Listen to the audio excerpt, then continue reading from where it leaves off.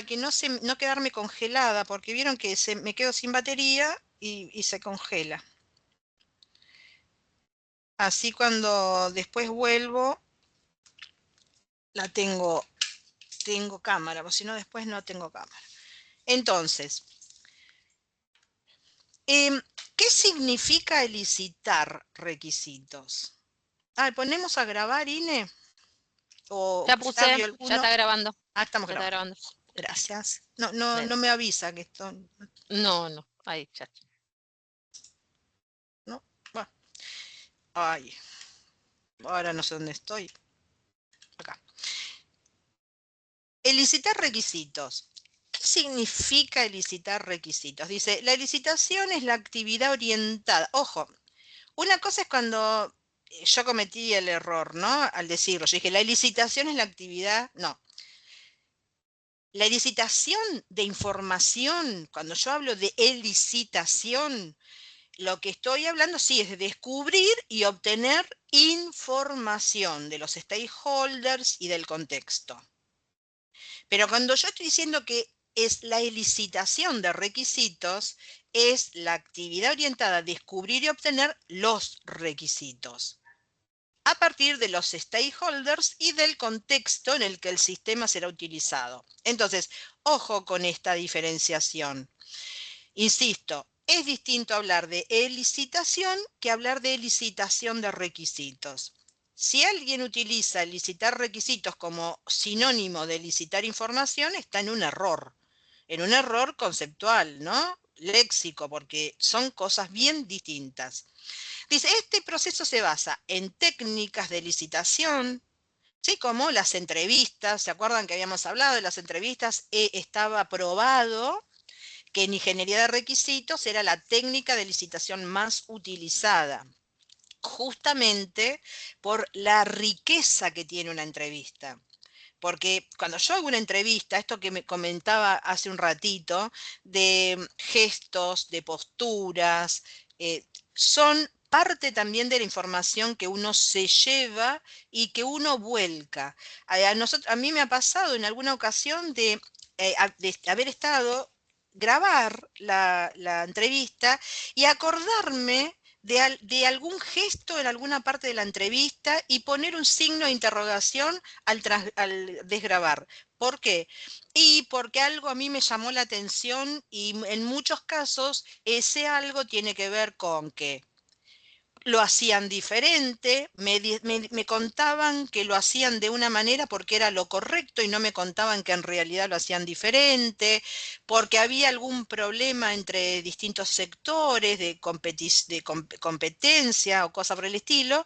Bueno, entonces uno tiene la posibilidad de profundizar en cuestiones que tienen que ver con lo humano, ¿no? Con la interacción. Y permite acceder a información que suele ser implícita, incompleta o difícil de expresar, por lo que pueden producirse omisiones. Me salté algo. Dice, este proceso se basa en técnicas como entrevista, observación o análisis de documento y permite acceder a información que suele ser implícita, incompleta o difícil de expresar, por lo que pueden producirse omisiones de requisitos y falta de visibilidad de conflictos entre las distintas necesidades relevadas. Entonces, cuando yo voy a buscar requisitos como si los requisitos fueran pepitas de oro, el problema con el que me puedo encontrar es con que haya información que está oculta, que ellos creen que no es necesaria expresar, que creen haberla expresado. Entonces, yo puedo cometer errores graves, omisiones graves, no visibilizar conflictos. ¿Por qué? Porque ellos ya me están diciendo lo que el sistema debe hacer.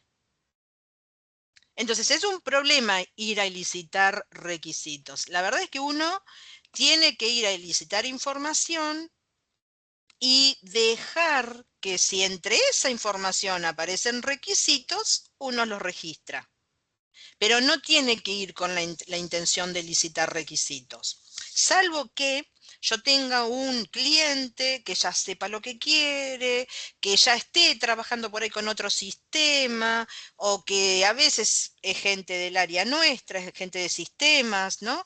Bueno, Entonces, cuando yo tengo lo que se llama un cliente dominante, que ya sabe lo que quiere, entonces yo puedo ir a licitar requisitos, porque ¿para qué voy a hacer una ingeniería de requisitos con alguien que ya sabe lo que quiere?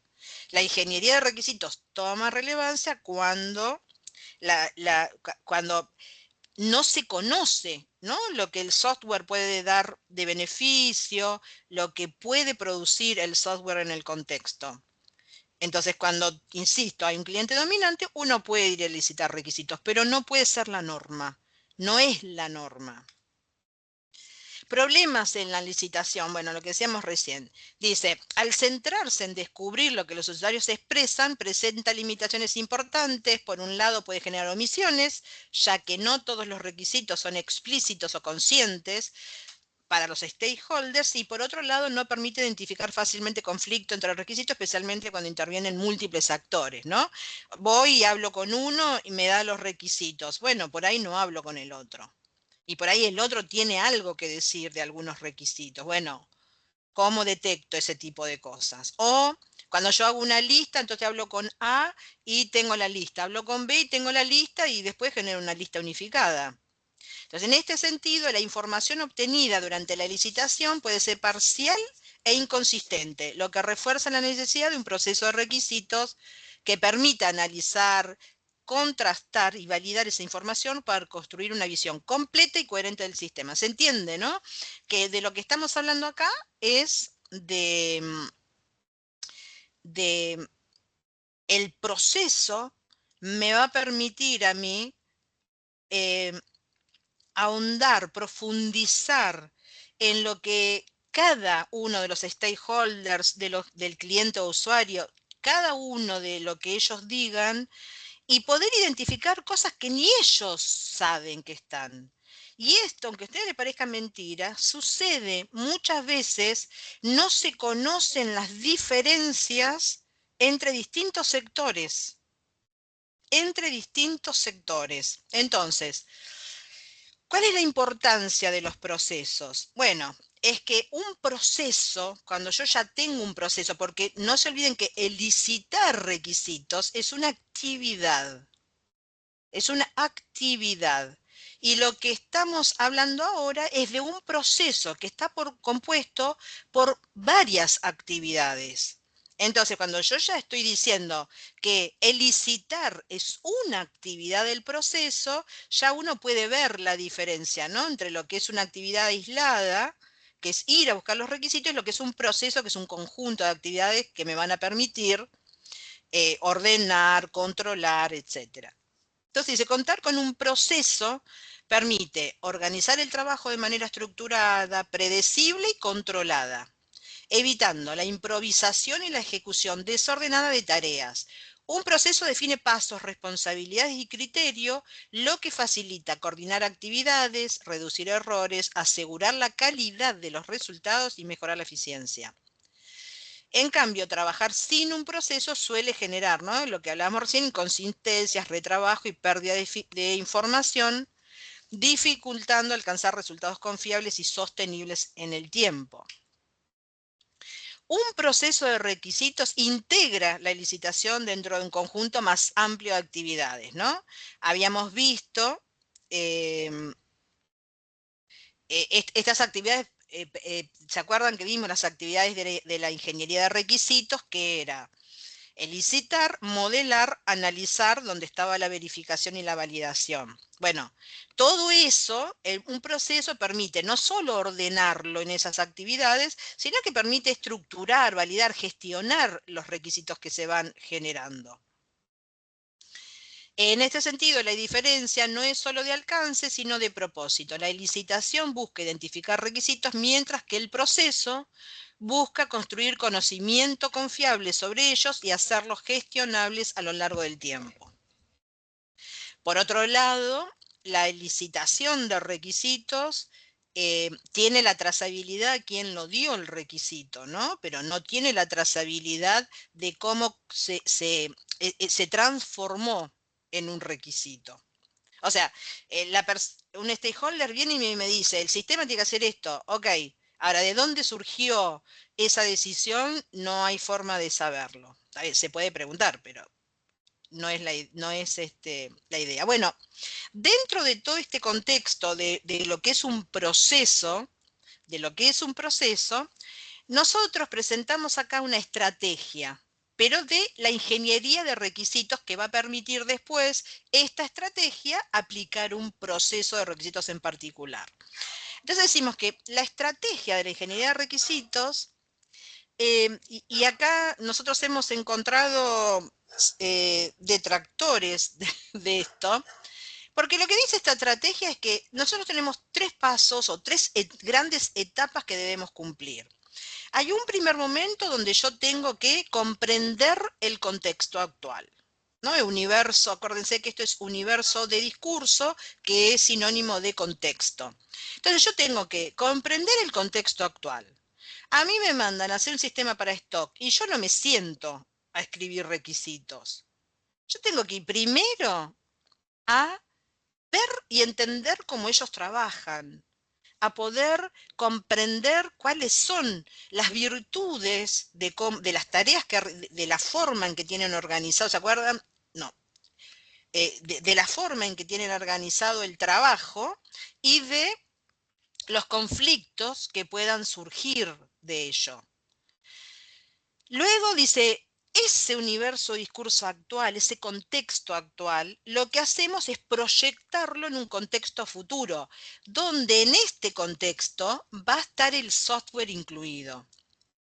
Entonces, primero comprendemos cómo ellos trabajan para, sobre una base segura, definir cómo va a ser ese contexto cuando el software esté incluido, porque el contexto va a cambiar.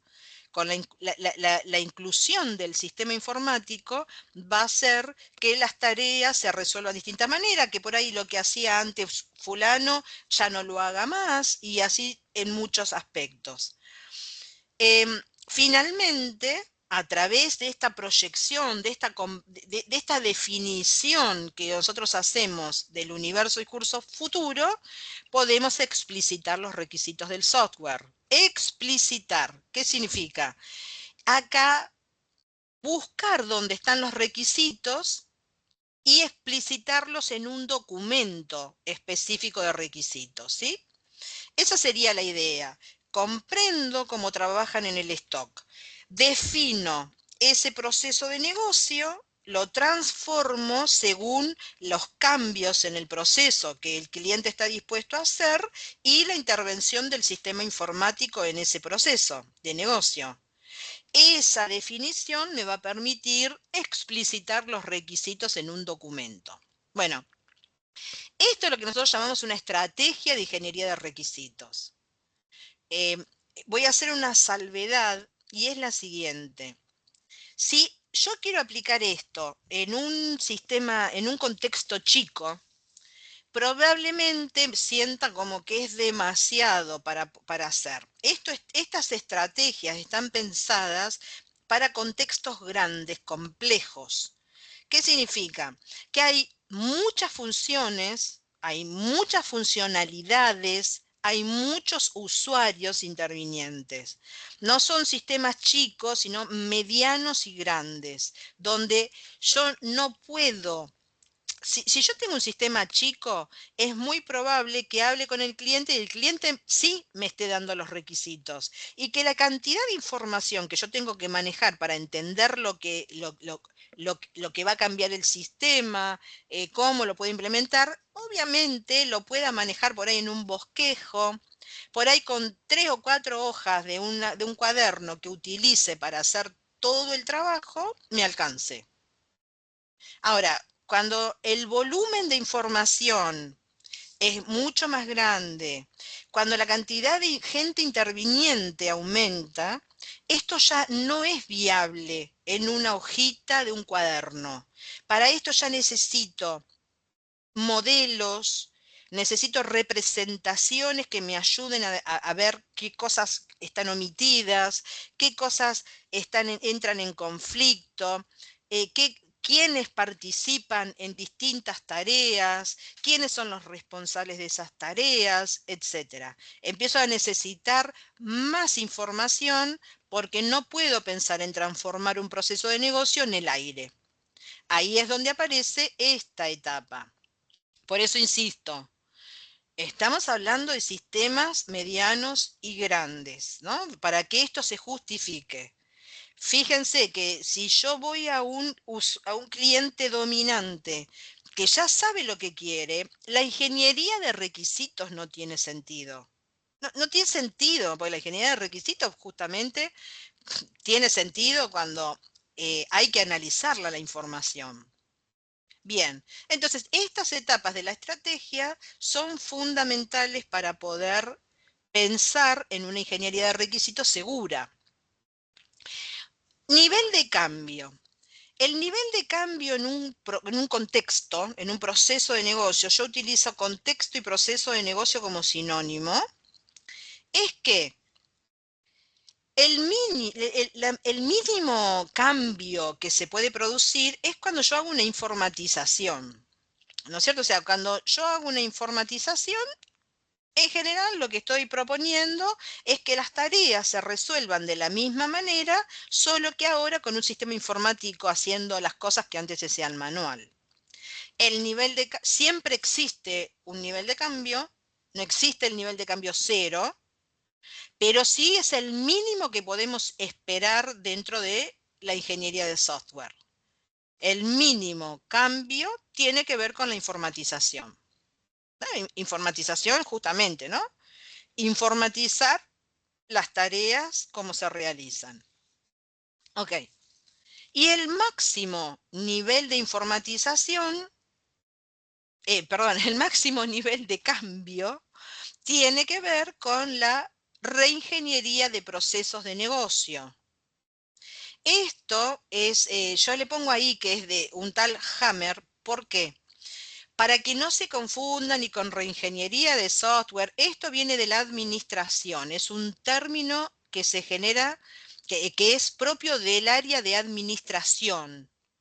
Entonces, cuando hablan de reingeniería de procesos del negocio, por ejemplo, una empresa va a quebrar, entonces dicen, bueno, el área de atención al cliente la copiamos directamente desde, qué sé yo, de IBM. Y la reemplazamos directamente, no importa, no analizamos nada, hacemos una reingeniería. Bueno, es un cambio muy radical que inclusive dentro del área de administración, este proceso dice que no es nunca así como Hammer lo presenta, porque Hammer de alguna manera de lo que presenta es como redefinir todo, y sus propios colegas dicen de que eso es imposible, que es inviable en una empresa, ¿no? Acá se pone solo a nivel informativo, no, nosotros no es un área que nos interese y no es un área menos todavía que donde nos interese trabajar, porque es un área terriblemente difícil, porque cuando hay una reingeniería del proceso del negocio, nosotros tenemos que hacer en paralelo un software junto con la definición de un nuevo proceso. Y la verdad que es complejo. Es muy complejo, generalmente nunca se terminan esos sistemas, traen muchos problemas. Entonces, cuando yo estoy en el punto de una informatización, podría llegar a decir, permitan, porque me quedé colgada porque justamente esto me molestaba, porque la verdad es que este dibujito lo quise cambiar, porque me molestaba porque no representaba lo que yo quería explicar. Ahí está. Y ahora lo voy a explicar con este pequeño cambio. Entonces, el nivel de cambio. El nivel de cambio entonces está entre la informatización y la reingeniería. Cuando hago una informatización, con comprender cómo ellos hacen las tareas, chau, ya está, ¿no? El paso siguiente sería directamente pensar en cómo hacer el sistema. Podría llegar a decir que el mismo comprender el universo discurso actual me da los requisitos del software. Puedo directamente. Me agarró el toc toc. No puedo ver estas cosas chuecas. ¿Sí? Entonces, en el caso de la reingeniería de proceso, si yo estoy tirando todo y estoy cambiando todo, ¿para qué quiero comprender cómo lo hacían? Si justamente solo para decir, no es así lo que tengo que hacer. Entonces, cuando estoy en este extremo, la verdad es que lo único que me interesa es proyectar un universo de discurso. Vieron que yo recién decía, bueno, estamos definiendo el proceso del negocio justo con el software, junto con el software. Entonces no hay nada que comprender de lo actual.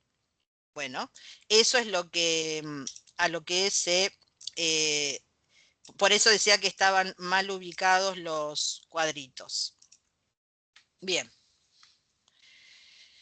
Hay muchos procesos de requisitos existentes, ¿sí? Hay muchos procesos de requisitos, hay muchos autores que utilizan la estrategia que nosotros mencionamos, otros digamos, no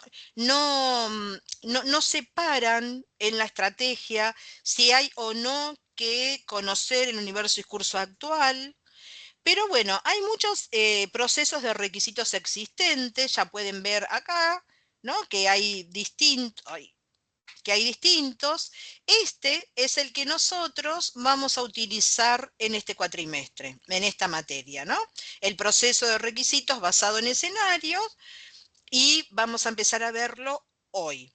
Pero lo que quería mostrar en este contexto es que no es la única opción, ¿no? Para hacer una ingeniería de requisitos. Ya podrán ver, Paul es un autor, es uno de los libros que yo, cuando me mostré las tapas de los libros, estaba el de Paul, este es de Somerville, este es de la IEEE 29148. Nosotros usamos bastante cosas de ahí.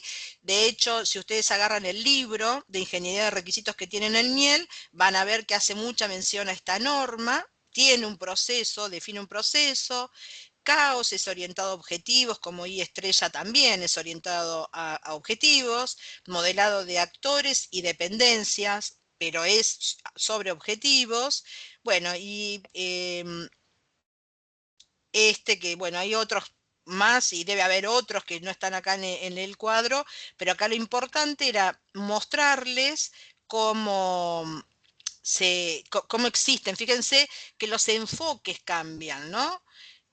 Sistemático y clásico, orientado a la documentación, iterativo, normativo, orientado al contexto, basado en objetivos, organizacional, escenario más objetivos. ¿Cómo va cambiando el enfoque en cada uno de estos procesos? Lo que hace interesante una discusión, ¿no? Y es que no siempre la ingeniería de requisitos es igual para cualquier contexto, ¿no es cierto? Si yo tengo un contexto totalmente normativo, bueno, entonces necesito un enfoque normativo porque me va a permitir ordenar todo lo que estoy haciendo. Si yo tengo basado en toda la documentación, bueno, me interesa por ahí un enfoque de una ingeniería de requisitos orientada a esa, que pueda ser representativa para ese enfoque. Entonces, por ejemplo, caos o y estrellas se utilizan mucho en organizaciones, son muy complejos de usar. Y estrellas genera unos mapas, por eso se llama estrella, como estrellas, de nodos muy eh, complejo. Nosotros estamos también en una línea de la ingeniería de requisitos en la que creemos que la ingeniería de requisitos tiene que poder ser acompañada por el usuario, por el cliente. ¿Qué significa acompañada? Significa que la representación de lo que nosotros vamos analizando y vamos haciendo pueda ser chequeada, interpretada, comprendida por el cliente. Justamente es lo que hace diferente a modelos anteriores, ¿no? Donde se usaban esquemas, diagramas, que cuando el usuario lo veía, nada, salía corriendo. Yo les digo, estos que yo los he visto, los mapas que genera, y son muy complejos de entender. Son muy complejos de entender. Entonces, bueno, uno puede pensar que orientarlo o a objetivos o al contexto puede ser una forma de acercarse al cliente. ¿Por qué? Porque es lo que conoce. Cuando yo hablo de un contexto, y el contexto es donde ellos trabajan, ellos conocen mejor que yo el contexto. Por lo tanto, yo trabajo con ellos sobre cosas conocidas, no trabajo sobre cosas desconocidas. Entonces, la representación del avance de la ingeniería de requisitos, para mí, tiene que acompañar esa mirada, pero no siempre es la mejor manera. ¿Por qué? Porque yo me puedo encontrar en un contexto donde esté basado en los objetivos organizacionales. Entonces el contexto pasa a un segundo lugar. Bueno, tengo que poder analizar cuál es el contexto para definir qué ingeniería de requisitos es la más adecuada. Los procesos de requisitos definen cómo licitar, modelar y analizar las necesidades del cliente independientemente las necesidades. Las necesidades del cliente independientemente del proceso de desarrollo utilizado. ¿Estamos? ¿Qué significa esto? Y que cada uno de estos procesos definen cómo elicitan, cómo modelan y cómo analizan, bueno, dependiendo de lo que consideran adecuado según el enfoque que le están dando al proceso de requisitos o que tiene el proceso de requisitos que buscan. Eso es lógico, ¿no es cierto? O sea, si el I estrella no puede generar un mapa complejo en un texto. Entonces, está bien que la representación acompañe los enfoques y los objetivos que se buscan. Pero nosotros vamos a trabajar sobre este proceso de requisito basado en escenarios, que tiene un enfoque en el contexto, que tiene un enfoque en cómo son los procesos de negocio y cómo se ven alterados o modificados en función de la intervención de un sistema informático que se va a incorporar. Este proceso provee un escalonamiento cognitivo entre los modelos construidos. ¿Qué significa un proceso cognitivo? Significa un proceso donde intervienen muchas cuestiones. Por eso yo les decía recién que en un proceso cognitivo es más difícil, ¿no?, que una IA lo pueda reemplazar. ¿Por qué? Porque la atención, la percepción, la memoria, el lenguaje, hay otras cosas que intervienen en un proceso cognitivo. Estos son lo básico, ¿no? Hay muchas más cosas que intervienen. Por eso yo hablaba antes, ¿no?, de un silencio o qué sé yo, mirar para un costado en un momento determinado, o cuestiones, ¿no?, o levantarse y sentarse. Hay cuestiones que tienen que ver con lo que percibimos como personas de lo que el otro está transmitiendo, ¿no?, está comunicando. Entonces, justamente los procesos de requisitos son cognitivos, son procesos cognitivos. Este proceso en particular genera un proceso de escalonamiento, lo cual es una metáfora para describir que el pasaje entre modelos se produce a partir de la información existente en los modelos previamente construidos. De esta manera se asegura una buena calidad de la información para el nuevo modelo y se evita lo que se conoce dentro del ámbito de los escritores como el síndrome de la hoja en blanco. Yo supongo que a ustedes les habrá pasado cuando tienen que arrancar con un TP, que al principio, cuando uno tiene que comenzar o cuando tiene que comenzar con un programa o con un código, digo, ¿no? Uno de golpe al principio, ¿no?, es como que tiene más trabas, como que está con esta cuestión de arrancar, de la hoja en blanco, lo que se llama el síndrome de la hoja en blanco. Una vez que uno empieza a llenar la hoja, empieza como a, bueno, a producir, ¿no?, información, conocimiento, relaciones que va siendo cada vez más fuerte. Bueno, el síndrome de la hoja en blanco es un problemón siempre que hay que arrancar con un modelo nuevo. Entonces, ¿qué es lo que propone este modelo de requisitos basado en escenario? Un escalonamiento cognitivo, aprovechar la información, o sea, van a ver que en ningún momento nosotros estamos con la hoja en blanco sin saber por dónde arrancar.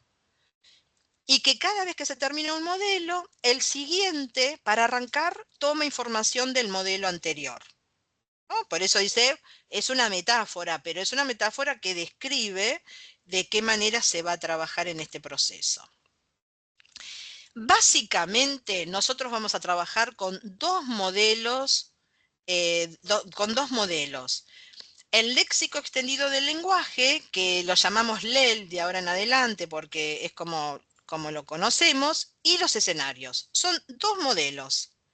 Uno tiene una vista de glosario y el otro tiene una vista de descripción de tareas, ¿no? De situaciones del contexto. Entonces, estos dos modelos nos van a permitir a nosotros trabajar durante todo la ingeniería de requisitos. ¿Qué sucede? Tanto el LEL como los escenarios tienen dos momentos, como lo tiene la estrategia. Tiene un momento actual y un momento futuro. Entonces yo voy a tener un LEL para describir el léxico propio del lenguaje. Vamos a ver los dos modelos con sumo detalle, ¿eh? Es solo introductorio lo que estoy contando.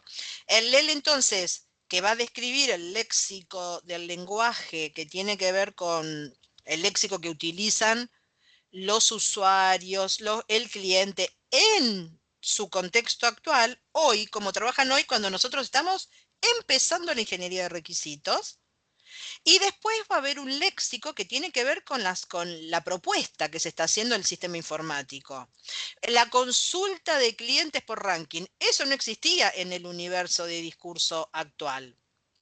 ¿No es cierto? Existe en el universo de curso futuro. Bueno, entonces el LEL se actualiza y hay un LEL actual y un LEL futuro.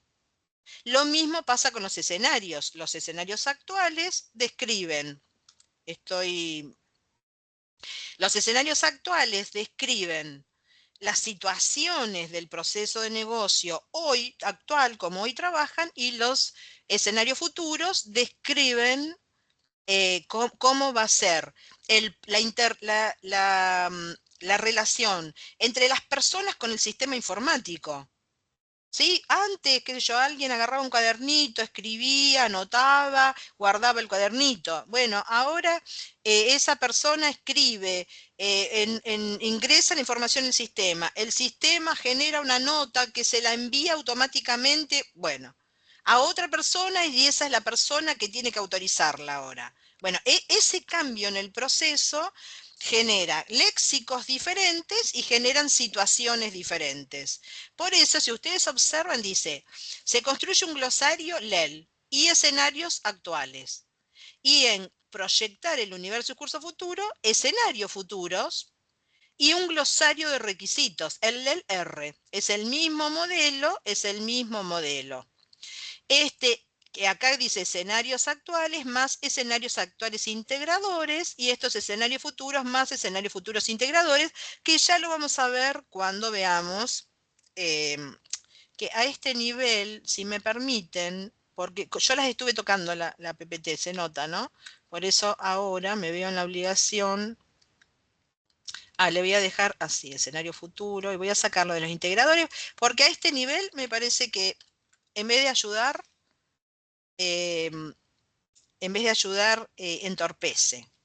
Lo de los integradores, que ya lo vamos a ver más adelante, ¿sí? Entonces tenemos el LEL actual y el LEL futuro, y tenemos los escenarios actuales y los escenarios futuros. Entonces, comprendo el universo discurso actual. ¿Con qué modelos? Representando, modelando el LEL y los escenarios actuales. Proyecto el universo y curso futuro usando ¿qué? Escenario futuro y glosario. Se habrán dado cuenta que acá que están al revés, ¿no? Ubicados, que acá dice glosario y escenario y acá es escenario y glosario. Esto tiene que ver con la metodología, cómo se construye el LEL, porque el LEL-R en este caso se construye después que se escribieron los escenarios futuros. Y van a ver que cuando veamos comprender el universo del curso actual, primero se describe el glosario y después los escenarios. Es metodológico en función a cómo yo voy obteniendo la información en cada momento. Pero los dos modelos son el NEL y los escenarios. Una vez que describo los escenarios futuros y estos escenarios futuros tienen los requisitos empotrados, puedo extraer los requisitos y explicitarlos en un documento, en una especificación de requisitos de software. ¿Sí?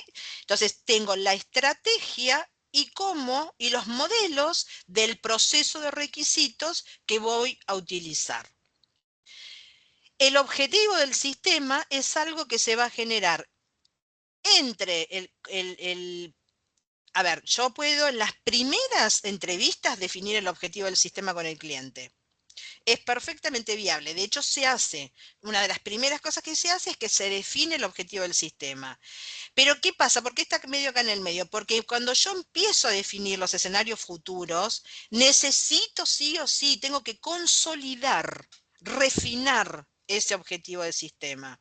Entonces es acá donde sí o sí lo tengo que tener perfecto.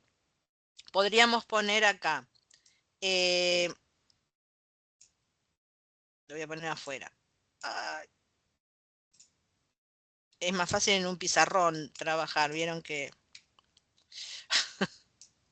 No, no es más fácil, pero...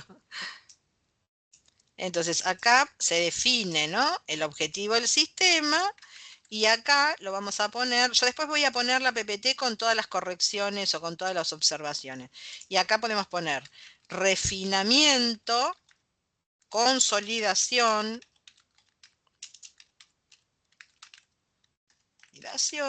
del objetivo del sistema. ¿Cómo lo puedo poner para que se entienda que va acá? Y que se lea. ¿Se lee ahí?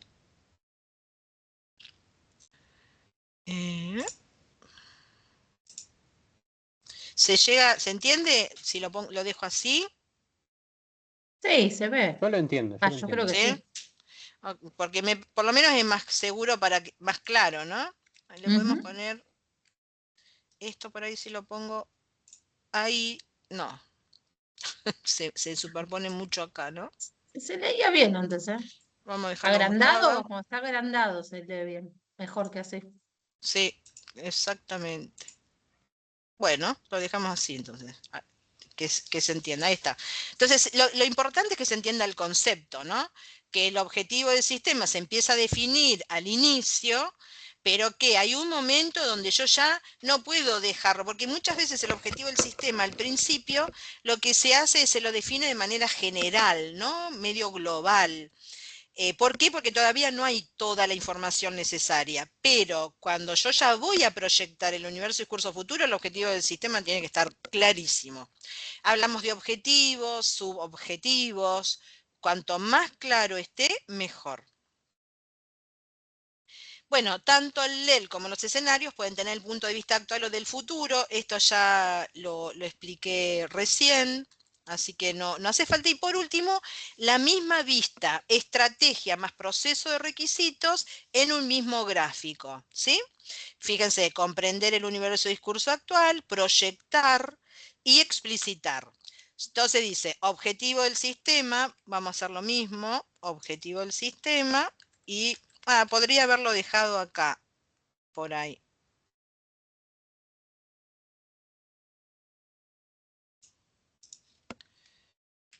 Consolidación del objetivo del sistema. Vamos a ponerlo un poquito más chiquito a ver si se ve. Por ahí está mejor acá.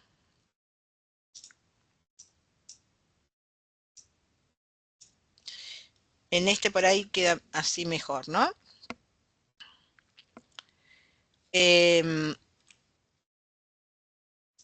Díganme ustedes también, ¿eh? Si lo vamos a cambiar así.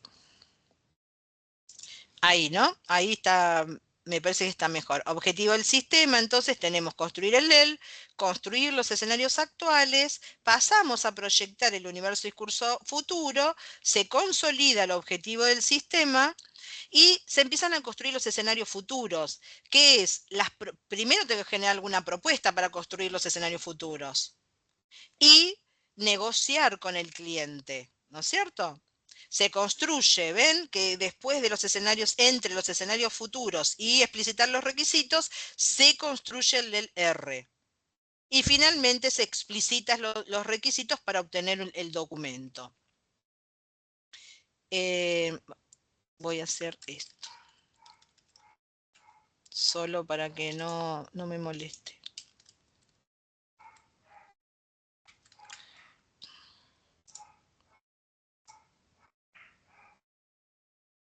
Yo no sé por qué deja todo se pone chueco las flechitas cuando uno las corre. Bueno, esto entonces quedaría así. Y esto me va a evitar acá. Yo voy a dejar nada más que este. Lo voy a dejar así. ¿Sí? Acá vamos a poner definir objetivo del sistema. Prefiero dejarlo acá de esta manera. Y acá que quede aclarado que acá se define y acá se consolida, ¿no? Bien. Porque así después ya se las puedo subir, ya se las subo de la misma manera que con estos cambios que estoy haciendo, que no estaba previsto. Y que acá yo algo también había visto.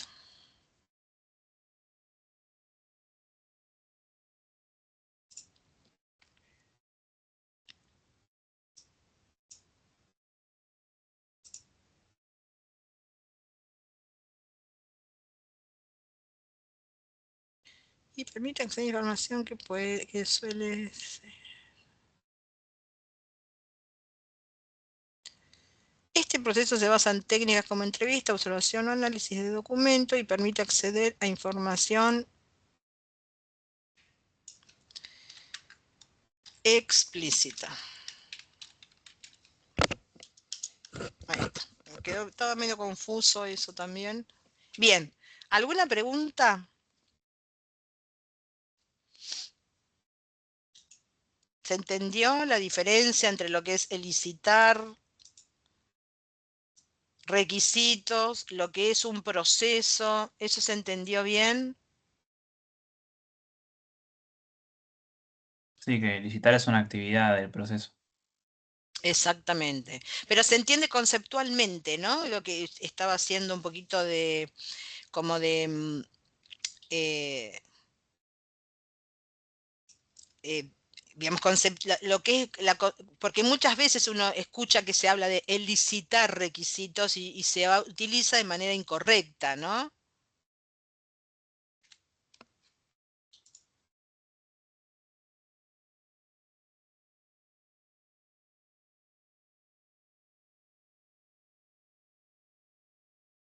Bueno, no importa, esto está como demasiado, pero igual no afecta para nada. Bueno, después cualquier cosa antes de subirla las vuelvo a mirar para ver que esto está bien. Ok, ahí está bien. Muy bien. Entonces, nosotros dijimos que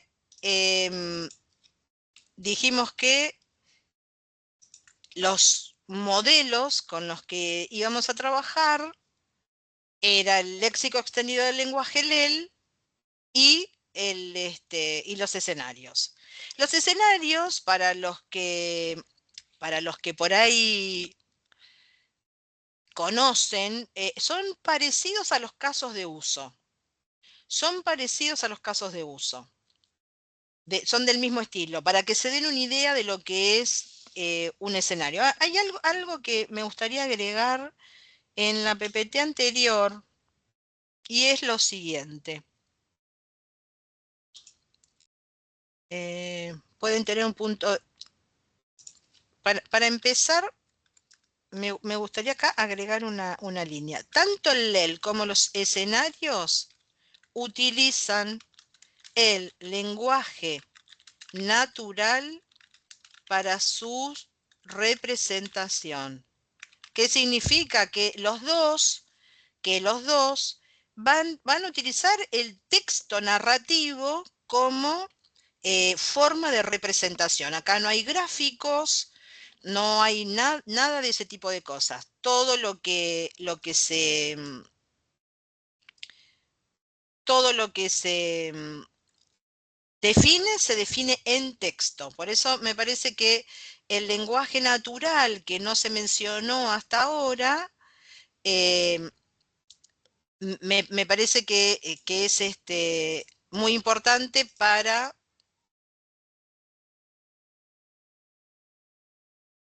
tener en cuenta. ¿Por qué? Porque estos modelos tienen la problemática del lenguaje natural. ¿Qué significa la problemática del lenguaje natural? Significa que pueden tener ambigüedad, pueden tener falta de precisión.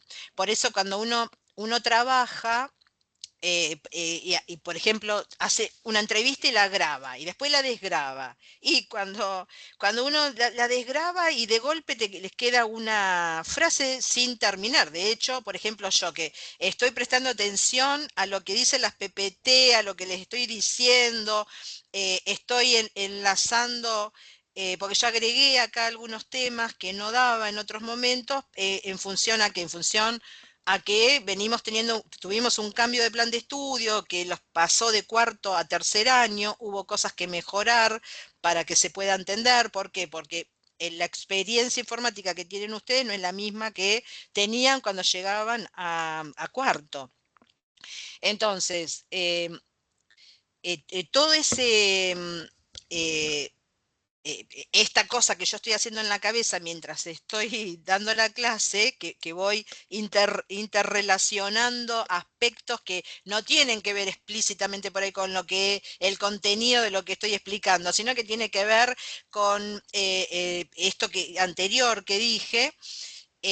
Hacen de que de golpe por ahí yo pueda dejar una frase sin terminar, o que hasta me pueda contradecir en algún momento, porque digo algo y por ahí después lo digo distinto, porque lo repensé o porque lo dije en el momento porque lo leí y ahora lo estoy diciendo porque lo estoy razonando. Bueno, pueden pasar esas cosas en función a que el lenguaje natural, que es como yo estoy dando la clase, el lenguaje natural tiene errores, tiene defectos de precisión, tienen defectos de ambigüedad. O sea que lo que yo diga, probablemente si yo ahora interrogo a cada uno de ustedes, han comprendido cosas distintas. ¿Eso qué significa? Significan diferentes cosas, entre ellas que va a depender del conocimiento previo que ustedes puedan tener del tema, si alguno hizo alguna vez requisitos, qué aprendió de materias anteriores, ¿sí? O sea, más allá de lo que yo diga, pero también puede ser de que yo haya metido alguna ambigüedad en algún momento, porque es parte de la narrativa, es parte del lenguaje natural. Entonces, ¿cómo se resuelve este tipo de cosas que son propias del lenguaje natural? Bueno, poniendo algunos controles, entre ellos teniendo un glosario. Por eso el primer modelo que se construye justamente es el léxico. Lo primero que se construye es el LEL. ¿Por qué? Porque lo que puedo hacer construyendo un glosario es definiendo las palabras, las frases que se utilizan en el contexto, y eso ¿qué va a permitir? Y va a permitir que todo el mundo comprenda de la misma manera qué significa cada cosa. ¿Eso qué va a hacer? Va a bajar la ambigüedad. El hecho de usar expresiones sintácticas va a permitir, ¿sí?, que yo pueda hacer la sintaxis de una oración y que pueda, si tiene que tener un sujeto, un verbo, un predicado, esa sintaxis va a permitir que la precisión mejore, porque no me van a quedar cosas colgando. No me va a quedar por ahí, y yo digo Juan y nunca dije nada más de Juan. ¿Estamos? O digo, sí, Juan corre, pero ¿y hacia dónde está corriendo? ¿En qué velocidad? Bueno, cosas que para nosotros pueden ser importantes, ¿no? Que esté la sintaxis completa, que haya un sujeto, un verbo y un predicado. No me alcanza con que esté el verbo solo. Bien, esas son las cosas que vamos a empezar a estudiar en lo que es la construcción del LEL, ¿no? O lo que es el modelo LEL. Bien.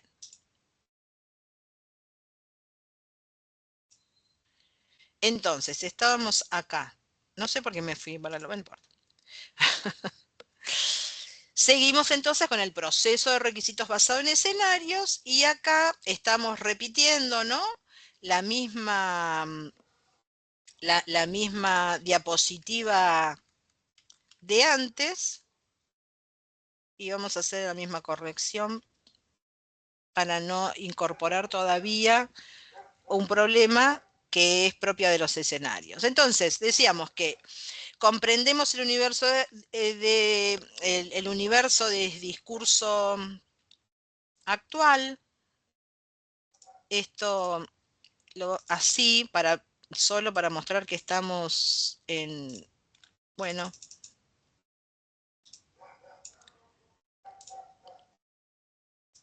ahí está. Vamos a dejar acá y vamos a poner esto en color. Vamos a cambiar los colores. Ahí está. Así me gusta más. Entonces, estamos ubicados en la construcción de un glosario, primera actividad de todo el proceso de requisitos, y lo que tenemos que empezar a pensar es en que en estas entrevistas también vamos a tener que definir un objetivo del sistema, aunque sea genérico, aunque sea abarcativo, pero ya estar plantados en que el sistema, que el objetivo del sistema tiene que estar. Y ojo, es necesario tener el objetivo del sistema para construir un software, porque yo no puedo definir cuál es, yo puedo tener un objetivo y muchos subobjetivos, ¿no? Claramente lo puedo definir. Si yo tengo muchos subobjetivos muy distintos, el objetivo del sistema tendrá que ser algo más genérico. Gestionar el stock. Algo bien genérico, pero si yo hago un objetivo genérico, tengo que poder definir los subobjetivos claramente para que pueda saber si los requisitos que estoy definiendo están dentro de si es parte de lo que se necesita. ¿No es cierto? O sea, cuando yo hablo del objetivo del sistema, lo que estoy diciendo es cuál es el paraguas en el cual todos los requisitos van a tener que estar abajo. Bueno, es el objetivo del sistema. Entonces, ¿cómo se comprende el universo discurso actual? Lo que nosotros vamos a hacer es una entrevista, 1, 2, 3, las que sean necesarias, con el cliente. Esa entrevista se graba, se genera un documento con la desgrabación de la entrevista y con esa desgrabación se construye el LEL. Y acá es donde empieza a aparecer el escalonamiento cognitivo. El escalonamiento cognitivo. No me genera la flechita con...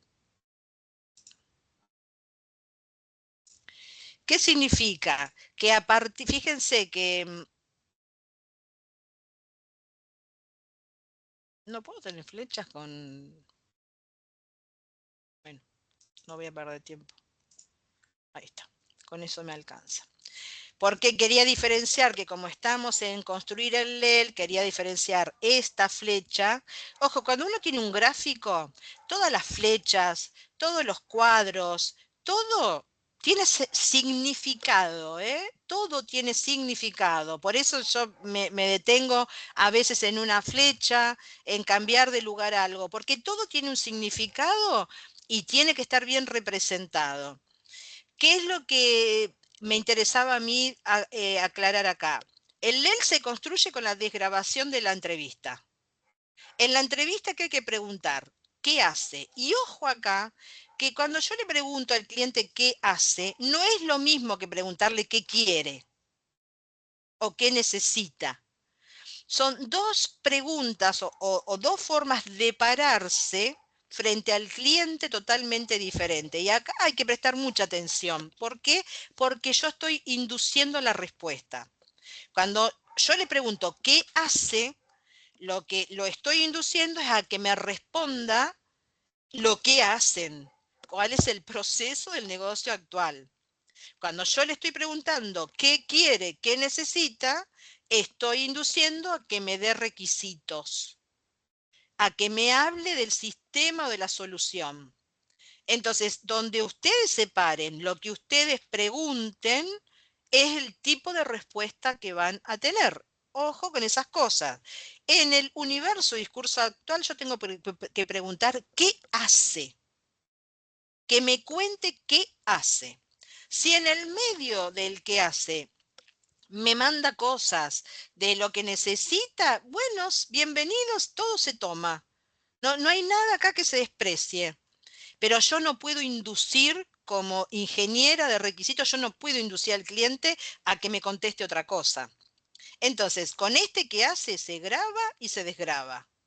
Esa desgrabación permite construir el LEL. Y en un paso siguiente, el LEL y la misma desgrabación de la entrevista me va a permitir construir los escenarios actuales.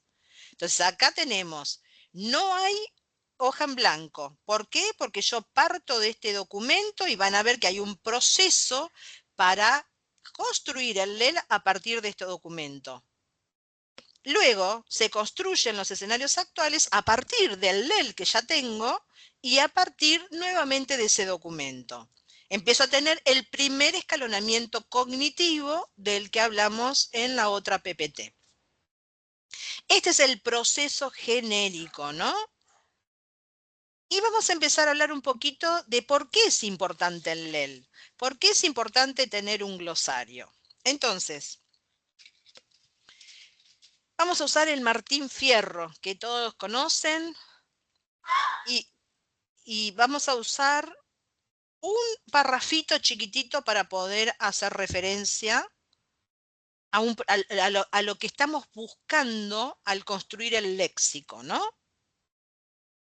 Léxico, voy a hacer una aclaración antes. Léxico, a diferencia de diccionario, glosario, a diferencia de diccionario, es que el diccionario es un diccionario abarcativo. Aún si hablamos del diccionario informático, tenemos, ¿no? De toda la informática. Entonces, un glosario podría ser el léxico propio de la ingeniería de requisitos, el léxico propio del diseño, otro glosario.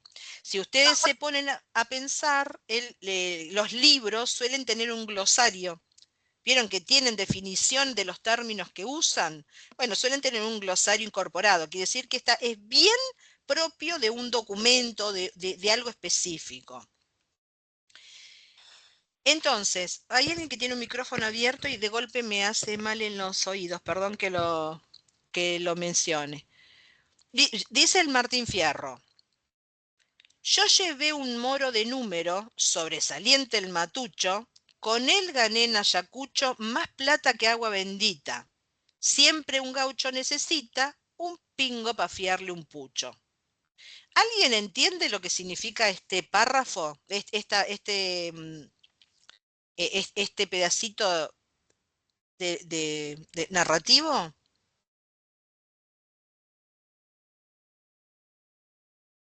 No, la verdad Bueno, que no tengo idea de lo que quiere decir. está textual, del Martín Fierro. ¿Nadie se da una idea de por dónde viene? Hace referencia a la plata que tiene, ¿no? Sí, hace referencia, pero hace referencia a través de qué. ¿Cómo la ganó? ¿Casino? ¿Eh? Un casino. Como que le fue a apostar. No. Vendió un esclavo y ganó plata, mucha plata. Bien, vamos a ver. Un caballo, un moro, es un caballo. Es una especie de caballo. Es aquel cuya crin, cola y cabeza son más oscuras que el resto de la capa. Y las 4 patas son negras.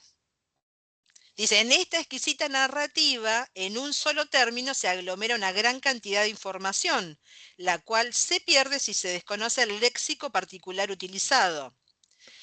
Dice, yo llevé un moro de número, ahora saben que moro es un caballo.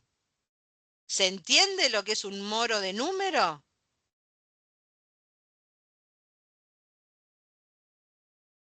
No. Pero ¿por qué Caballo. de número? Ahí está. ¿Qué caballos usan número? Ah, los del hipódromo. Lo que Claro, corren. los de carrera. Entonces, fíjense, yo llevé un moro de número. Sobresaliente el matucho. Con él gané en Ayacucho más plata que agua bendita. Ahí está de dónde sacó la plata. De un caballo. Siempre un gaucho necesita un pingo para fiarle un pucho. Dice, un pingo también es un caballo para fiarle un pucho, ¿no? Pingo no es caballo, tiene otra traducción, pero fíjense que lo importante acá, a ver, ¿alguien quiere buscar qué es pingo? En un... ¿Me busca alguno que es pingo? Hoy lo saqué la... Este es un moro, este es un caballo moro. Imagínense que cuando José Hernández describe que es un moro, el matucho es un moro, lo que está diciendo es que él lo está imaginando de esta manera el caballo. Y está queriendo que el que lo lee también se imagine, que no se imagine un caballo negro ni un caballo blanco, que se imagine este caballo. No digo este en particular, ¿no? Yo saqué fotos de internet, pero que sí se imagine algo como este. Yo creo que más que nada este se imaginaba José Hernández, pero la verdad que estoy inventando porque no lo sé, pero por el entorno gauchesco me parece que es más un caballo más de este estilo. Según Google, Pingo es o sea, un caballo bueno, digamos, un caballo Viste, ágil, veloz, etcétera. me Es parecía que era como un... caballo, pero entré en duda. Gracias, muchas gracias. Sí, un pingo para alguien, un caballo bueno, ¿no? Porque matucho seguramente es un caballo rebelde, un caballo complejo. Entonces, lo importante acá es cómo, voy para atrás. Acá lo importante es cómo a través del léxico propio que utilizó José Hernández para describir el Martín Fierro, utilizó un léxico propio gauchesco que quien no lo conoce, poca información puede obtener de la lectura, ¿no? O sea, se pierde un montón de cosas, porque, por ejemplo, yo sabía que moro era un caballo, pero la verdad que cuando vi que la definición de moro era el color de la crin, de la cola, de la cabeza, las patas, realmente dije, ay, Dios mío, es otro mundo del que está hablando. O sea, una cosa es decir, sí, moro es un caballo. Ahora, ¿qué tipo de caballo? Él está metiendo adentro de un término gauchesco, propio gauchesco, un montón de información que puede ayudar a que uno visualice la imagen de lo que él está hablando, ¿no? Que pueda comprender. Por ahí no es que se comprende la estrofa, sino que se comprende el contexto donde él está hablando y habría que ver qué había antes y qué había después de esta estrofa para poder saber eh, de qué de qué estaba hablando. Entonces, ¿qué hacemos en el LEL? En el LEL lo que hacemos es definir el léxico utilizado en el dominio en estudio, en el contexto, en el universo discurso. Entonces, el LEL es un glosario. Fíjense que cuando yo pongo palabritas en rojo o términos en rojo es porque quiero que hagan mucho foco en eso, ¿no? como lo hago yo, es todo el mundo lo pone en rojo, lo pone en verde, no importa, pero se está cambiando el color para hacer foco. Es un glosario del dominio en estudio, del dominio del problema, del contexto del universo discurso. Es un glosario. El LEL es un modelo, y como todo modelo, tiene un metamodelo, que es cómo el LEL se debe representar. Entonces dice, el LEL, representación de símbolos del léxico del dominio. Representación de símbolos. Entonces, ¿cuántos símbolos puede haber en un dominio? Bueno, de 1 a n. Puede haber n, no sabemos. De golpe yo puedo tener un dominio donde tenga 10 símbolos y de golpe puede tener 300, no lo sé. ¿Qué es un símbolo? Entrada del léxico que tiene un significado especial en el dominio de la aplicación. ¿Cómo se compone un símbolo? Tiene un nombre, que pueden ser varios nombres, ¿ven? De 1 a n, una noción, un componente noción, que también es de 1 a n, y un componente impacto, que también es de 1 a n. ¿Qué es el nombre? Identificación del símbolo. Moro, por ejemplo. Más de uno indica la presencia de sinónimos. Posiblemente uno podría poner moro barra caballo. Podría llegar a ser un sinónimo de caballo, moro. Sintaxis puede ser una palabra o una frase. Noción. ¿Qué es la noción? Es la denotación del símbolo. Debe ser expresada utilizando referencia a otros símbolos y usando el vocabulario mínimo. Ya lo voy a explicar en su momento. Sintaxis, una oración. Está compuesto por de 1 a n oraciones. Y el impacto, connotación del símbolo. El impacto tiene que ver con el comportamiento del símbolo en el contexto en estudio. Debe ser expresado usando referencia a otros símbolos y usando el vocabulario mínimo. La sintaxis es oración, donde oración está compuesto solamente por símbolos y no símbolos, estos últimos pertenecientes al vocabulario mínimo. ¿Qué es el vocabulario mínimo?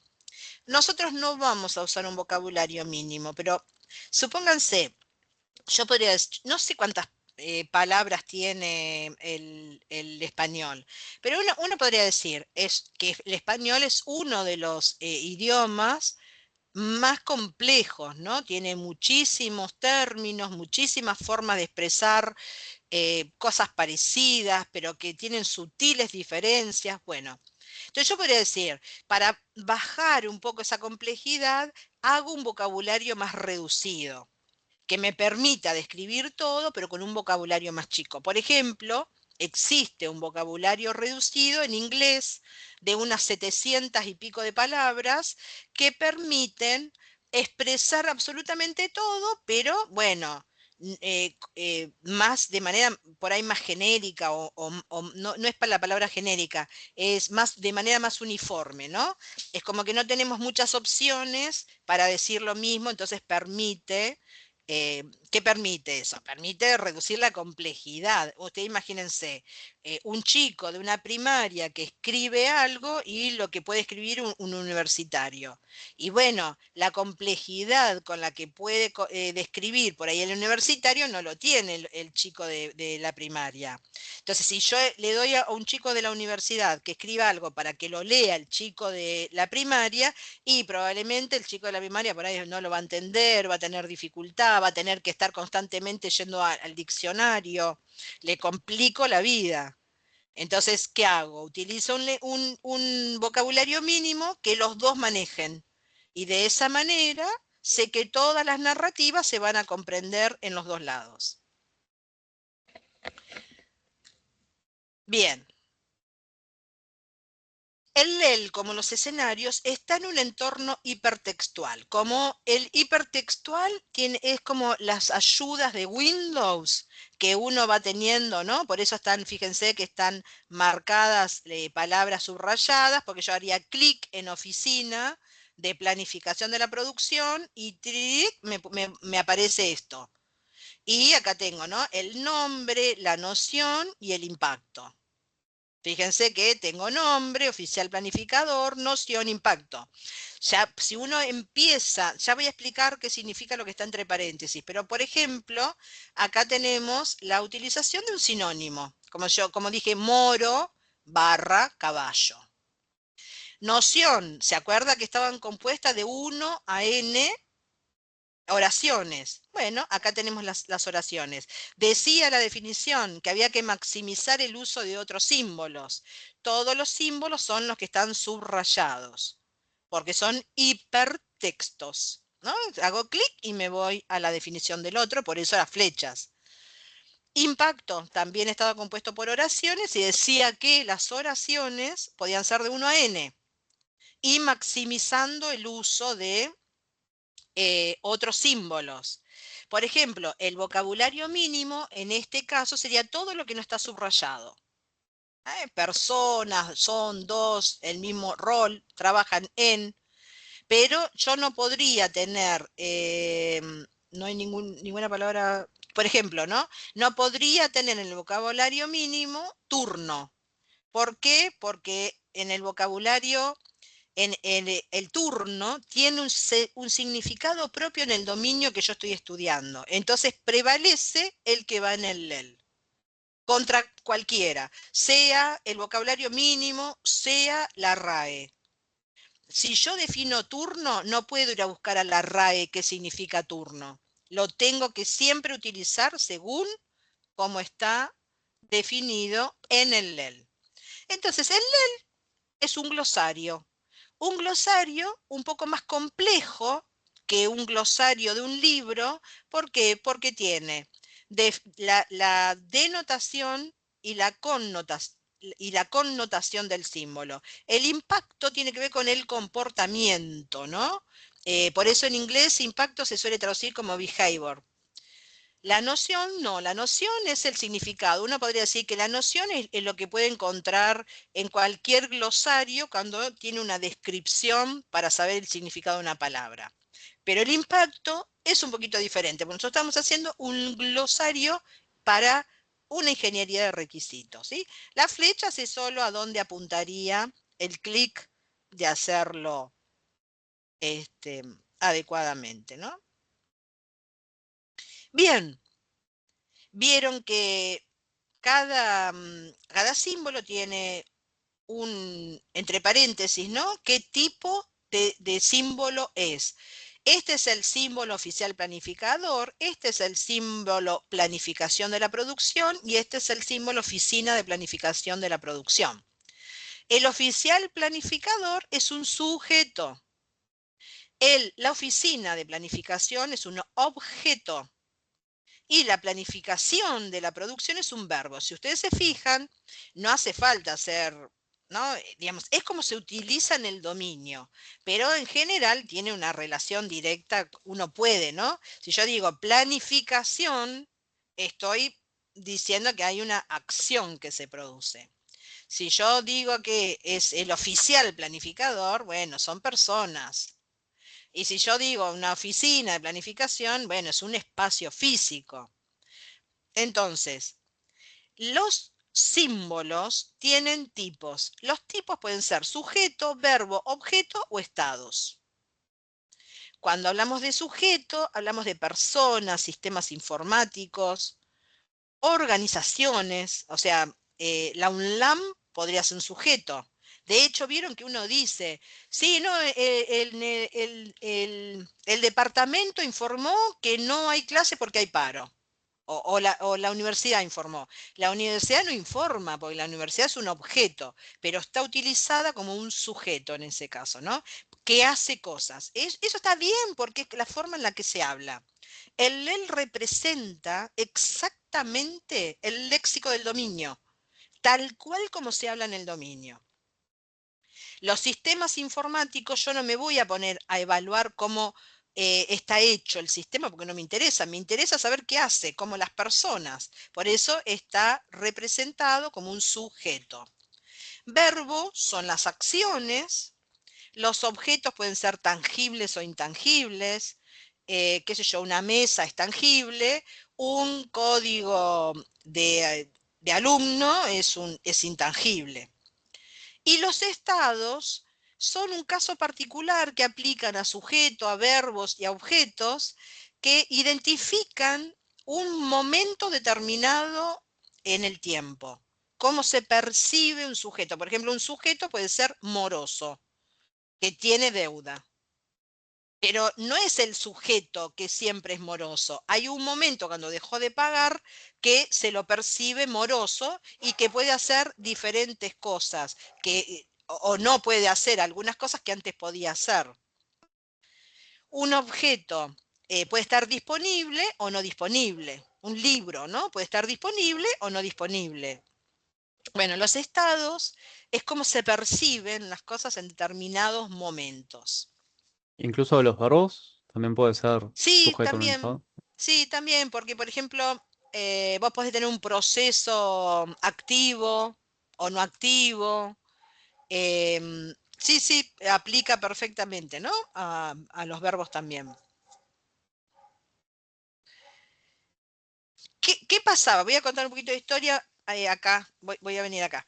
No de historia, voy a un poquito de contexto para que se entienda los patrones sintácticos que voy a mostrar.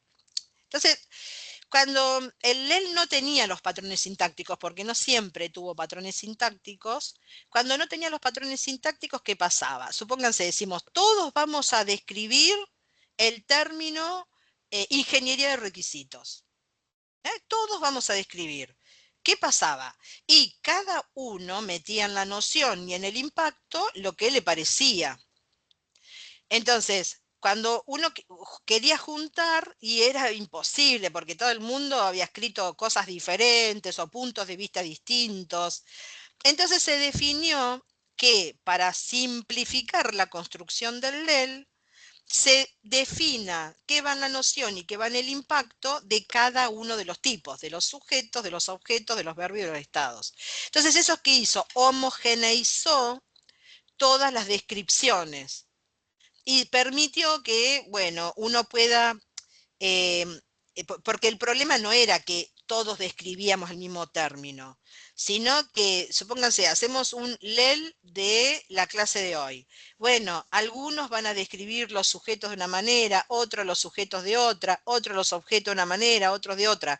Entonces, cuando vos querés juntar, ¿qué es lo que pasa cuando hay varios ingenieros de requisitos trabajando juntos? Cuando uno quería juntar lo que cada uno había hecho, era imposible, era heterogéneo, quedaba horrible, difícil de leer. Entonces se definieron los patrones sintácticos. Y no importa quién lo escriba, cualquiera que escriba un sujeto, en la noción debe dejar claro quién es el sujeto, identificar si es parte de una jerarquía e identificar si tiene estados. Y en el impacto, registrar las actividades, tareas que realiza, registrar qué actividad se realiza sobre el sujeto, identificar es y deber ser, que ya lo voy a explicar, identificar cambio de estados. Entonces, uno no va y pone en la noción, en el impacto, lo que le parece, sino que se ajusta al patrón sintáctico para que todos los sujetos, cuando se junten, queden con el mismo tipo de información. Entonces queda homogéneo el LEL y eso facilita la lectura. Entonces dice que un sujeto, dejar claro, fíjense que no es restrictivo esto. Esto solo induce a poner cierta información en la noción y en el impacto. Dice dejar claro quién es el sujeto. Esto es absolutamente abierto. Dejar claro, es una persona que es responsable de tal cosa, es una persona que es la persona que limpia los vidrios a la oficina. Identificar si es parte de una jerarquía. Bueno, ya vamos a ver qué es una jerarquía léxica. Yo nunca le había puesto léxica, pero me parece que le queda muy bien por léxica. Uy, se lo tengo que poner en todos lados ahora.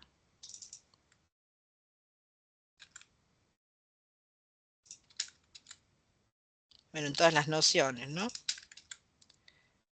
Y me parece que está muy bien ponérselo. Bien.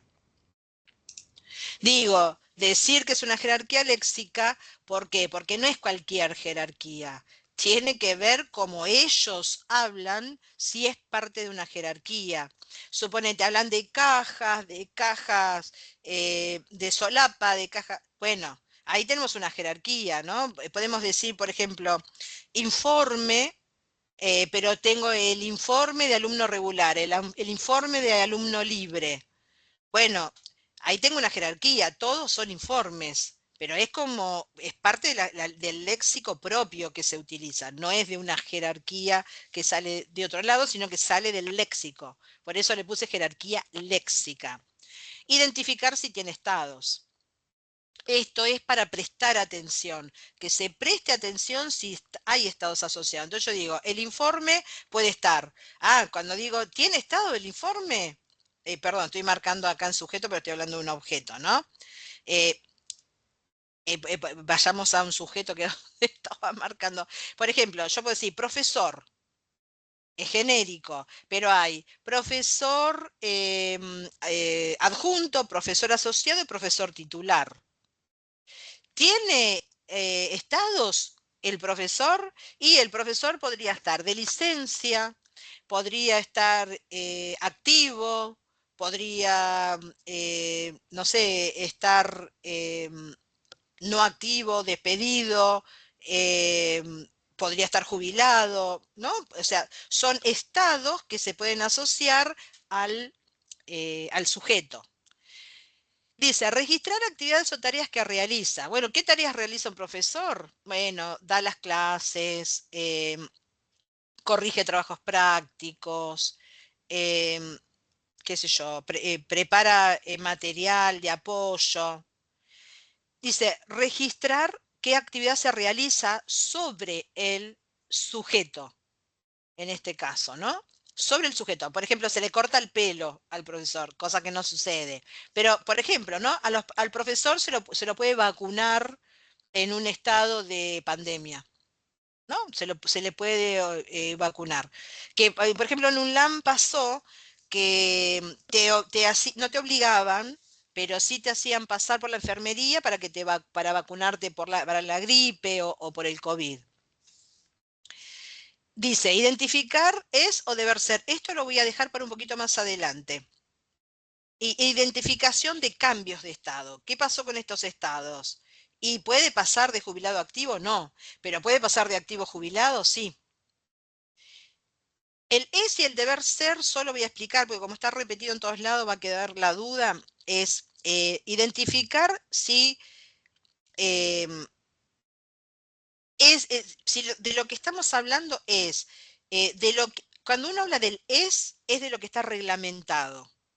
Y cuando uno habla del deber ser, es de lo que está reglamentado. Y cuando habla del es de lo que realmente sucede. Entonces yo puedo decir, un profesor es activo, ¿no? Un profesor es activo, está no, no lo voy a meter con un estado porque lo voy a confundir.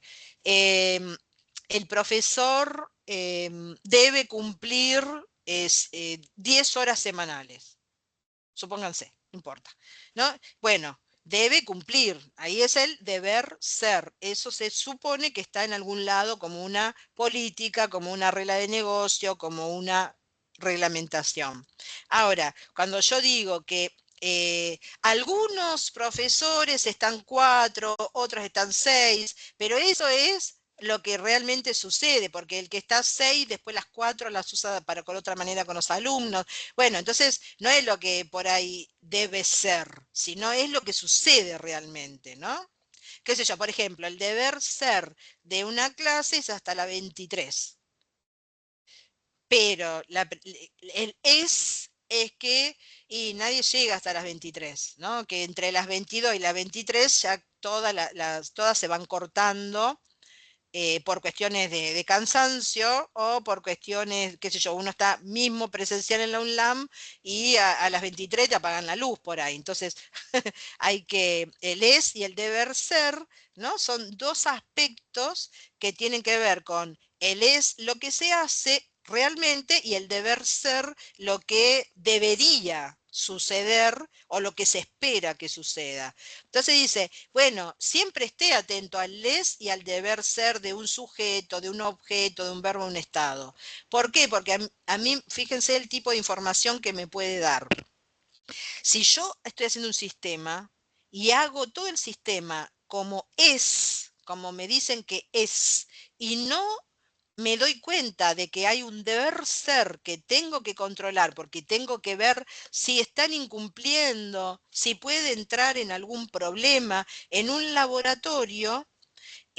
Los protocolos que se tienen son deber ser.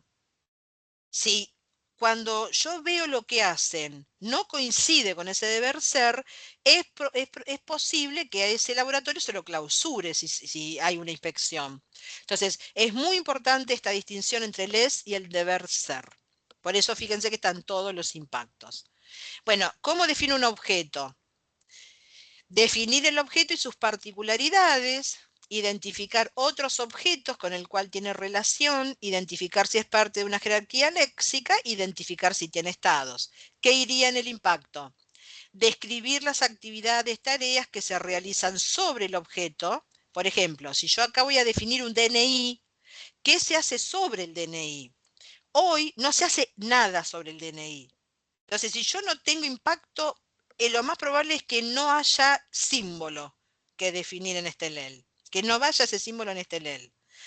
Antes, cuando uno tenía un DNI y, por ejemplo, iba a votar, se le ponía un sellito en un lugar específico de las votaciones. Ahí estoy haciendo algo sobre el DNI. Bueno, a eso se refieren sobre el objeto. Registrar en qué actividad es utilizado, identificar si es o deber ser, identificar cambios de estado. Verbo. Describir concisamente la actividad que representa, identificando a quién lo ejecuta, cuándo, cronológicamente o relativo a otras actividades, y dónde se realiza. Identificar si es parte de una jerarquía léxica, acá también, ¿no? Como hoy me preguntaron si podía tener estados, el verbo que sí. También puede ser parte de una jerarquía léxica, ¿no? Proceso, cortado, pintura. Y estado, dejar claro qué significa y a qué aplica, qué actividad, perdón, no leí el impacto del verbo, actividades, tareas involucradas en esa acción, identificar las situaciones que impiden que la misma se realice, qué otra acción desencadena el ambiente y qué situaciones son causadas por la actividad. Indicar los cambios de estado que provoca la actividad, identificar es y deber ser. Voy a ir un Profe, poquito, ¿sí? ahí sería qué acción desencadena el verbo, digamos. O sea, ¿por qué sucede? Claro, en el Ah, contexto, ¿no? ¿Qué otras acciones desencadena? no, Sí, por sí, eso, porque si no está como repetido, o sea, porque, digo, buscar las causas de la. No, no sé si me explico. no. Porque El ver- indicarlo, ¿cómo es? ¿Qué situaciones son causadas por la actividad y qué otra acción desencadena en el ambiente? O sea, ¿no es lo mismo eso? ¿Qué otra acción desencadena y qué situaciones son causadas? No, bueno, Ah, ¿qué acción desencadena un verbo? Suponete, si yo autorizo un documento, bueno, desencadena una acción de que, no sé, que algo se puede entregar.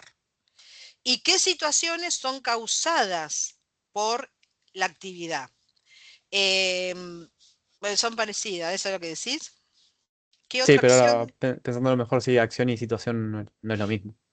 No, Entiendo. claro, la situación es mucho más abarcativa, ¿no? Que la acción. ¿Y qué situaciones son causadas por la actividad? No, claro, una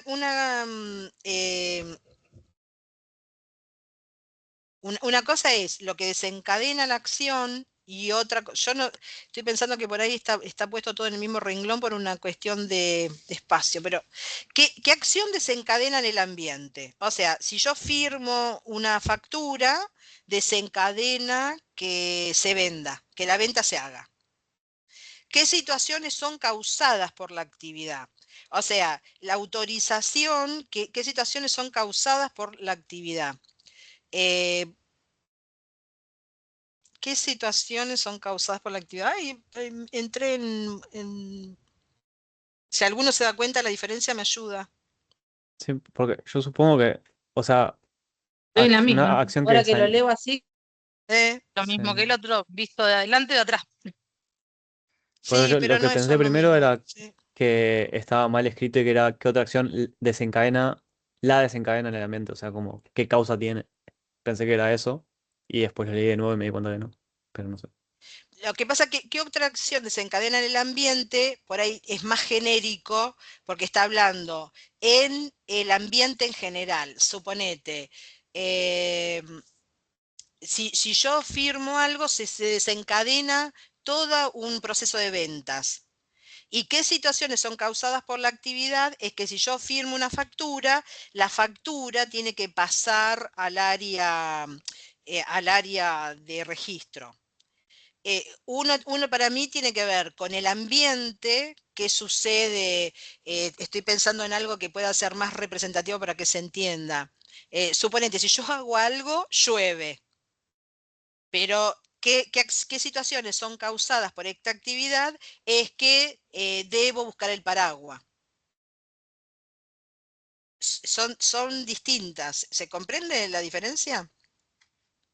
Sí, sí. La verdad que lo tuve que, lo tuve que pensar.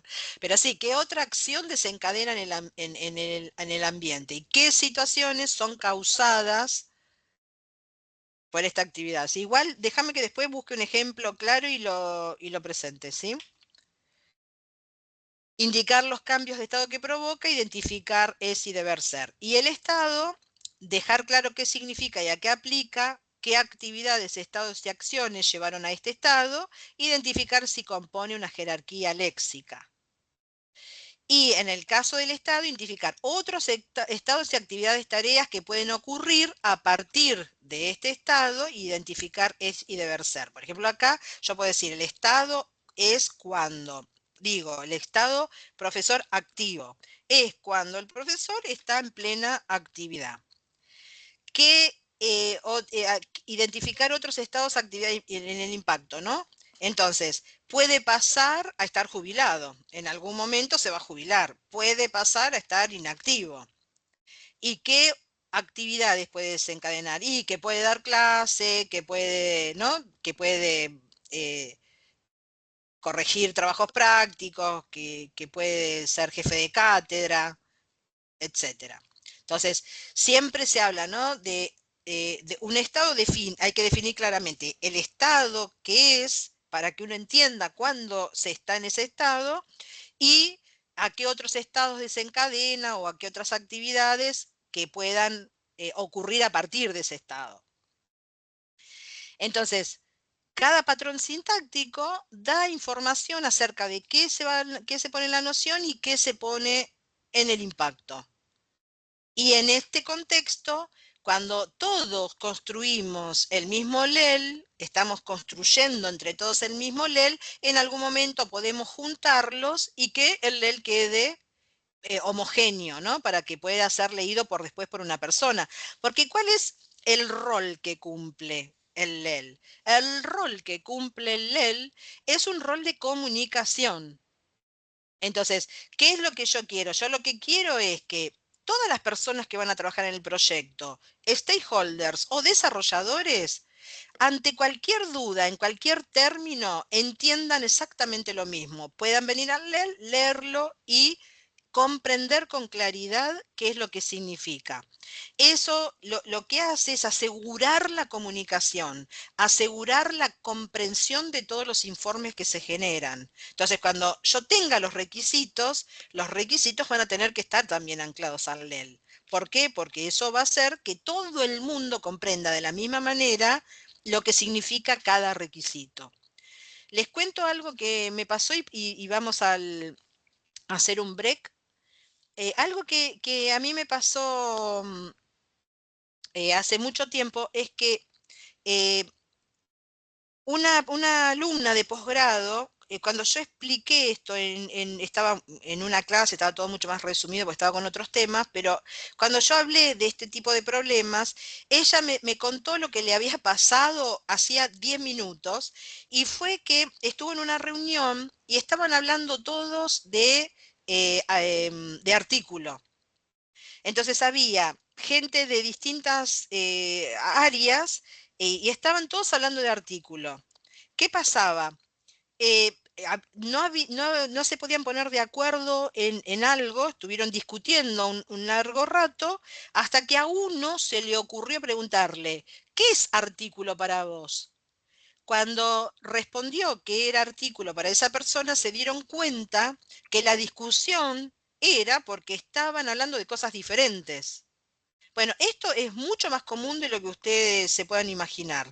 Entonces, acá, ¿qué haríamos? Y andá y lee qué es un artículo en este contexto. Entonces, nadie va a tener diferencias sobre lo que está diciendo porque todo el mundo conoce. Entonces, es muy importante para la comunicación, por eso es lo primero que hago, construir el LEL.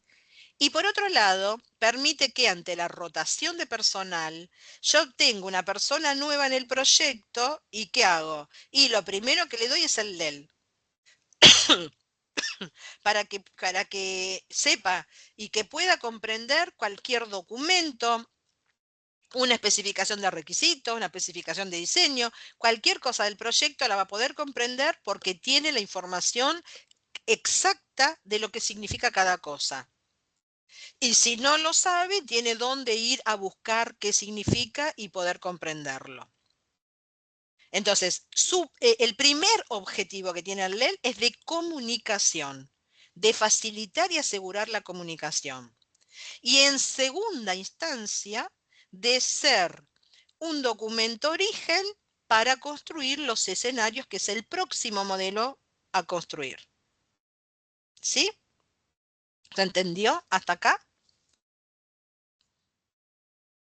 ¿Sí?